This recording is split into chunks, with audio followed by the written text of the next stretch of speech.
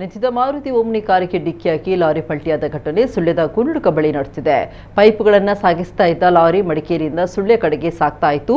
ಈ ವೇಳೆ ಗುನುಡ್ಕ ಬಳಿ ನಿಂತಿದ್ದ ಓಮ್ನಿ ಕಾರಿಗೆ ಡಿಕ್ಕಿಯಾಗಿ ಪಲ್ಟಿಯಾಗಿದೆ. ಈ ಸಂದರ್ಭ ಕಾರು ಚಾಲಕ ಹತ್ತಿರದ ಅಂಗಡಿಯಲ್ಲಿ ನಿಂತಿದ್ದರಿಂದ ಪ್ರಾಣಾಪಾಯದಿಂದ ಪಾರಾಗಿದ್ದಾರೆ.